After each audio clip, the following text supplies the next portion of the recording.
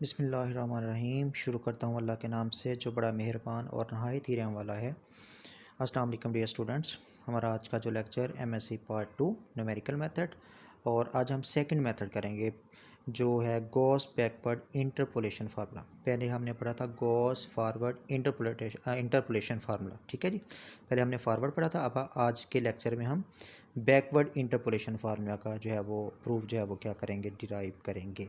Similarly जो पहले हमने फार्मूला किया था, जो कि हमारे पास क्या था, गॉस फॉरवर्ड इंटरपोलेशन फार्मूला, उसके लिए भी हमने यूज़ किया था न्यूटन फॉरवर्ड इंटरपोलेशन फार्मूले को, ठीक है जी। उसके लिए भी हमने न्यूटन फॉरवर्ड इंटरपोलेशन फार्मूले का यूज़ किया था।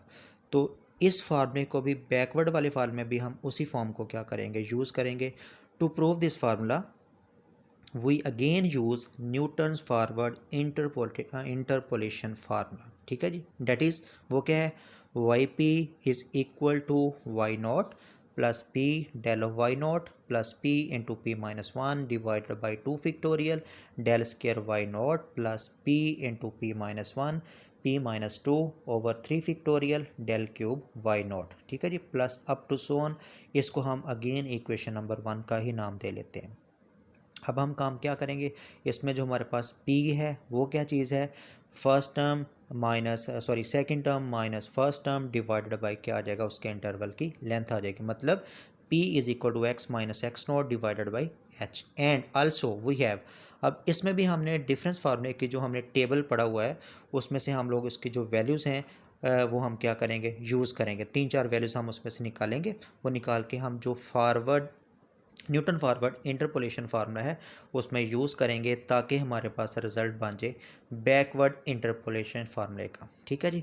तो सबसे पहले जो हम उसका डिफरेंस यूज़ करेंगे, जो कि हमें पता है टेबल से हमने किया हुआ है कि डेल ऑफ वाई नॉट जो है वो बराबर होता है del of E y minus one. E means 1 plus del, ठीक हो गया जी। तो जब हम इन तीनों को मल्टीप्लाई करेंगे तो हमारे पास आंसर क्या बन जाएगा, del of y minus one plus आगे del square y minus two. इसको आप इक्वेशन नंबर 2 का नाम दे लो, ठीक है जी। सिमिलरली ये पहली हमने बनाई है डेल ऑफ वाई नोट के लिए, अब हम सेकंड ऑर्डर के लिए ले लेंगे। डेल स्केयर वाई नोट के लिए जो हमारे पास रिजल्ट बन जाएगा डिफरेंस टेबल से, del square y minus one plus del cube y minus one, ठीक है जी। सिमिटीज की आपने ऐसे रखनी है, फर्स्ट ऑर्डर है यहाँ पे सेकंड ऑर्डर हो गया, ये अगर सेकंड ऑर्डर है तो यहाँ पे थर्ड आ जाएगा, अगर यहाँ पे थर्ड ऑर्डर है तो यहाँ पे क्या आ जाएगा, फोर्थ ऑर्डर आ जाएगा, ठीक है जी। अगर आपके पास वाई नॉट है तो यहाँ पे वाई माइनस वन आ जाएगा, ठीक है जी। अगर यहाँ पे आपके पास वाई माइनस वन है तो यहाँ पे वाई माइनस टू, यानी कि एक एक आपके पास वैल्यू कम होते जाएगी, यहाँ से जो आपके पास एक एक ऑर्डर है वो उसका क्या होता जाएगा, बढ़ता जाएगा, ठीक। तो तीसरी इक्वेशन हमारे पास ये बन गई। सिमिलरली अगर आप तीसरे ऑर्डर के लिए इसकी जो इक्वेशन है वो लिखना चाहोगे तो वो बन जाएगी del cube y not is equal to del cube y minus one plus आगे del four y minus one ETC, ठीक है जी। इसे आप जितनी मर्जी आगे आप इक्वेशन सिमिलरली करके डिराइव कर सकते हो, यानी कि बना सकते हैं हम लोग। अब उसे पीछे वाली टर्म, ये तो वाई नॉट के लिए, अगर वाई नॉट से पीछे वाली एक दो टर्म हम लिखना चाहें उसकी डिफरेंस टेबल से, तो वो क्या होंगी, आल्सो तीसरे ऑर्डर के लिए del cube y minus one which is equal to del cube y minus two plus आगे del four y minus two, ठीक है जी। इसको आपने इक्वेशन नंबर 5 का नाम दे लिया। अब जो चौथे ऑर्डर के लिए फॉर वाई माइनस वन के लिए जो आपके पास डिफरेंस की जो इक्वेशन बन जाएगी वो बनेगी del four y minus one is equal to del four y minus two plus del five into y minus two. इसको आप इक्वेशन नंबर 6 का नाम दिलाना। ये सारी जो हमने डेरिवेशन लिखी हुई हैं डिफरेंस की, ये हम टेबल जो हमने पढ़ा हुआ है डिफरेंस टेबल जो है वो लिखवाया भी हुआ है, बल्कि आप लोगों को वहाँ से आप लोग उसको चेक कर सकते हो, देख सकते हो, ठीक है। तो ये हमारे पास टोटल बन गई दूसरी, तीसरी, चौथी, पाँचवीं और छठी, यानी कि 5 इक्वेशंस आ गई। इन पांचों इक्वेशंस को हम लोग पहले वाई नोट के लिए इक्वेशन नंबर 1 में यूज़ करेंगे, उसके बाद हम लोग वाई माइनस वन के लिए जो है वो इक्वेशन नंबर 1 जो है वो जो भी आपके पास रिक्वायर्ड रिजल्ट बन जाएगा उसमें हम क्या करेंगे, यूज़ कर लेंगे। तो करना क्या अब हम लोगों ने, no substituting for del of y naught, जो कि हमने ये पहली टर्म निकाली हुई है, उसके बाद del square y naught second order की, उसके बाद डेल क्यू वाई नॉट, ठीक है जी, तीसरे ऑर्डर की, इन तीनों को दूसरी से लेकर छठी इक्वेशन तक जो भी आपके पास हमने जो वैल्यूज़ निकाली हुई हैं सेकंड ऑर्डर के लिए, थर्ड ऑर्डर के लिए एट वाई नॉट, ठीक है जी, वो हमने इक्वेशन नंबर जो 1 है जो कि हमारे पास न्यूटन फॉरवर्ड इंटरपोलेशन फॉर्म में की है, उसमें हम एक एक करके क्या करेंगे, इसका यूज़ कर लेंगे। तो जो आपके पास जो पहली ये वाली इक्वेशन है जिसको हमने इक्वेशन नंबर 1 का नाम दिया है वो क्या बन जाएगी, y p is equal to y naught, ठीक है जी, प्लस पी इंटू, अब देखें डेल ऑफ वाई नॉट है तो डेल ऑफ वाई नॉट की हमने वैल्यू ये निकाली हुई है del of y minus one plus del square y minus one, ये हमने उसकी जगह उसकी वैल्यू लिख दी। प्लस आगे तीसरी term p into p minus one over two factorial, आगे उसके बाद है जी डेल स्केयर वाई नॉट। अब हमने डेल स्केयर वाई नॉट की जो वैल्यू निकाली है वो है हमारे पास del square y minus one plus आगे del cube y minus one, ये हमने उसकी जगह उसकी वैल्यू पुट कर दी। प्लस चौथी term p into p minus one into p minus two divide by three factorial. अब ये आ जाएगा आपके पास तीसरे ऑर्डर के लिए, मतलब क्या हो जाएगा, तीसरा ऑर्डर क्या है जी, डेल क्यूब वाई नॉट। तो हमने डेल क्यूब वाई नॉट की जो वैल्यू निकाली हुई है वो हमारे पास है del cube y minus one plus आगे del four y minus one, ये हमने यहाँ पे उसकी वैल्यू लिख देनी, ठीक हो गया। सिमिलरली आगे आप इसकी अगर आप जो पांचवी टर्म है उसके लिए लिखना चाहोगे तो p into p minus one multiply by P minus to multiply by P minus three divided by क्या आ गया फोर फिक्टोरियल इंटू, अब यहाँ पे जो पांचवी टर्म है वो हमारे पास बनेगी डेल फोर वाई नॉट के लिए, ठीक है जी। तो डेल फोर वाई नॉट के लिए जो हम इसी से रिजल्ट लिखना चाहेंगे वो बन जाएगा del four y minus one plus आगे del five y minus one plus आगे अप टू सो ऑन, यानी कि इक्वेशन नंबर 1 जो थी हमारे पास उसमें हमने इन तीनों चारों इक्वेशंस को जो डिफरेंस की निकाली हुई हैं वो हमने क्या कर लिया, यूज़ कर लिया। तो यहाँ तक आपके पास ये रिजल्ट बन गया। अब हमने काम क्या करना है जी, अब हमने काम ये करना है, देखिए हमारे पास del square y minus one, ठीक है जी, इधर भी del square y minus one आ रहा है तो ये आपके पास p टाइम्स है, ये हमारे पास p into p minus one over two factorial times है। तो हमने काम क्या किया ना, उनको सेपरेट कर लेंगे, जो सेम फंक्शन वाली हैं उसमें से हम कॉमन निकाल लेंगे। तो ये पहली टर्म तो हम ऐसे लिख देंगे वाई नॉट बन गई प्लस आ गए ये आपके पास p, ठीक है जी। तो p को अंदर जब हम मल्टीप्लाई कर देंगे तो वो बन जाएगा p del y of minus one, ठीक। आगे ये वाला p जब इसके साथ मल्टीप्लाई करेंगे, ये भी सेकंड ऑर्डर की है, यहाँ पर भी आपके पास सेकंड ऑर्डर की आ रही है, इन दोनों में से हम लोग सेकंड ऑर्डर को कॉमन निकालेंगे। तो जब सेकंड ऑर्डर को कॉमन निकालेंगे ये बन जाएगा del square into y minus one, जब कॉमन आ जाएगा इधर p बचेगा, इधर बचेगा p into p minus one over two factorial, उसको हमने यहाँ पे लिख दिया, ठीक हो गया जी। प्लस आगे अब तीसरे ऑर्डर के लिए, अब जो तीसरे ऑर्डर के लिए एक ये हमारे पास आ रही है, एक तीसरे ऑर्डर के लिए हमारे पास ये आ रही है, इसका मतलब है ये p into p minus one over two factorial times है, ये तीसरे ऑर्डर के लिए आपके पास p into p minus one p minus two over three factorial times है। इसका मतलब क्या हो गया, इन दोनों में से भी हम तीसरे ऑर्डर का जो फंक्शन है वो क्या कर सकते हैं, कॉमन निकाल सकते हैं। जब हम तीसरे ऑर्डर का फंक्शन कॉमन निकालेंगे तो इधर से पहली टर्म बचेगी p into p minus one over two factorial plus इधर आपके पास क्या बचेगी p into p minus one p minus two over three factorial, ठीक है जी।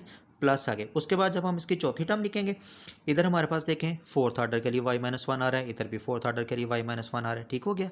यानी कि इसमें से भी और इसमें से भी हम फोर्थ ऑर्डर को कॉमन निकालेंगे, कॉमन निकालने के बाद उनके जो कांस्टेंट हैं उनको हम क्या कर देंगे, सम की फॉर्म में लिख देंगे।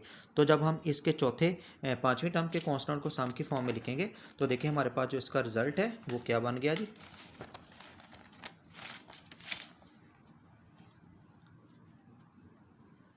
हाँ जी, उसका जो रिज़ल्ट हमारे पास बन गया वो ये आ गया कि हमने चौथे ऑर्डर का जो कॉमन निकाल लिया फंक्शन जो है del four y minus one को, तो हमारे पास वो ब्रैकेट में क्या आ जाएगा p into p minus one p minus two divided by three factorial plus p into p minus one p minus to P minus three over four factorial plus आगे up to so on, ठीक है जी। अब इसके बाद हमने इसकी simplification करनी है। सिंप्लीफिकेशन करने का मकसद क्या है कि जो हमारे पास जैसे ये डेल फोर है चौथे ऑर्डर के लिए वाई माइनस वन के लिए जो उनके कांस्टेंट है उनको हम सम की फॉर्म में लिख देंगे। इससे पीछे डेल क्यूब के लिए वाई माइनस वन है उनके कांस्टेंट को हम क्या कर देंगे, ऐड करके लिख देंगे। तो जब हम उनको ऐड करके लिखेंगे तो हमारे पास जो रिक्वायर्ड रिजल्ट बन जाएगा इससे पीछे वाले स्टेप का वो बन जाएगा जी y p is equal to क्या बन जाएगा वाई नॉट प्लस आगे p del of y minus one plus आगे p plus one into p over two factorial del square y minus one, ठीक है जी। ये देखें जब हम तीसरे फंक्शन को सम की फॉर्म में लिखेंगे ना तो ब्रेक करने के बाद उसमें से कुछ चीज़ें कैंसिल हो जाएंगी, कैंसिल होने के बाद हमारे पास ये रिजल्ट बन जाएगा एक तरतीब के साथ। जैसे ये सीक्वेंस आ रही है p है, ये p प्लस वन, उसे फिर एक टर्म कम कर देंगे, ये बन गया p प्लस वन, उसे एक टर्म कम कर देंगे, p बन गया, उसे एक टर्म कम कर देंगे, p माइनस वन बन गया। यानी कि हमने सिमेट्री बनानी है ताकि हम उसकी कोई भी टर्म अगर लिखना चाहें तो उस सिमेट्री के मुताबिक हम कोई भी उसकी टर्म जो है वो लिख सकें।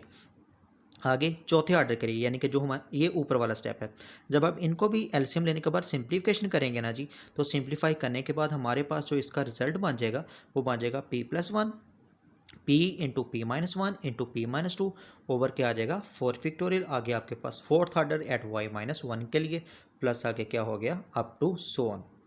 ये बन गया जी हमारे पास रिजल्ट।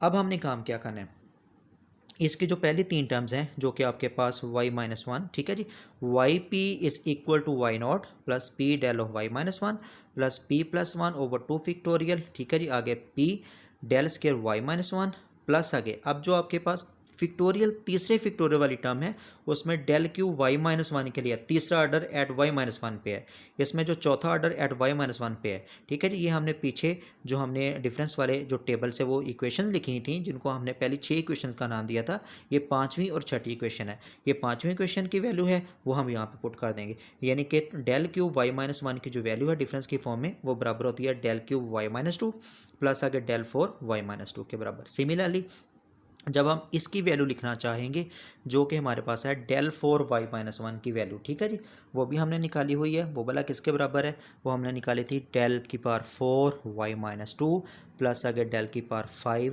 y- क्या आ गया 2 आ गया, ठीक है। अब हमने काम क्या करना है, यानी कि ये इक्वेशन जो हमारे पास सम वाली फॉर्म में आ गई, अब हम इसको कंबाइन इस तरीके के साथ करेंगे कि हमारे पास जो सेम फंक्शन वाली टर्म्स हैं उसको हम क्या कर दें ऐड करके लिख सकें, ठीक है जी, बाय यूजिंग इक्वेशन 5 एंड 6, ठीक है जी। जो हमने इक्वेशन 5 और इक्वेशन 6 लिखी हुई है ये इन दोनों का हमने यहाँ पे क्या कर लिया यूज़ कर लिया। अब हम जब उनको कंबाइन करके लिखेंगे उनके रिज़ल्ट को, ताकि हमारे पास जो बैकवर्ड का जो प्रूफ है वो बन जाए, तो वो क्या बन जाएगा देखें जी, y p is equal to y0 plus आगे p डेल ऑफ y-1, तीसरी टर्म को भी हम वैसे ही लिख देंगे p+1 into p divided by 2 factorial del square y-1 आ गया, ठीक है जी। आगे उसके बाद अब हमने काम क्या करना है, ये जो हमारे पास आ रहा है ना जी p+1 p into p-1 over 3 factorial del cube y-2, ठीक है जी।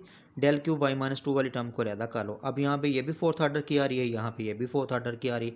इसका मतलब है इन दोनों फोर्थ ऑर्डर वाली टर्म्स को हम अगर हम इन दोनों में से डेल की पावर 4 y-2 को कॉमन निकालेंगे ना, एक ये वाले कांस्टेंट बचेंगे, एक हमारे पास ये वाले कांस्टेंट बचेंगे।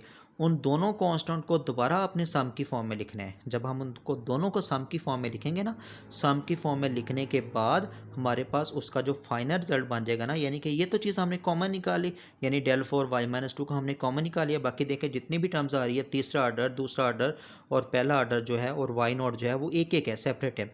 अब हमारे पास इधर भी एक आपके पास क्या आ गया था चौथे ऑर्डर की टर्म आ गई थी, इधर भी आपके पास चौथे ऑर्डर की टर्म आ गई, आगे आप टू सोन चलता जाएगा एज इट इज़, ठीक है जी। जो चौथे ऑर्डर की हमारे पास दो टर्म्स आ गई हैं उन दोनों को हमने क्या कर लिया कॉमन निकाल लिया, सेम ऑर्डर है कॉमन ले सकते हैं, तो उनके कांस्टेंट को हमने क्या कर दिया प्लस करके लिख दिया। उनके कांस्टेंट को प्लस करने के बाद जो हमारे पास रिजल्ट बन गया वो ये बन जाएगा p+2 p+1 p into p-1 over 4 factorial. इसको आपने चेक कर लेना है, ठीक है जी, बना के देख लेना है। तो ये बन गया डेल की पावर 4-1 क्या सॉरी डेल की पावर 4 y-2।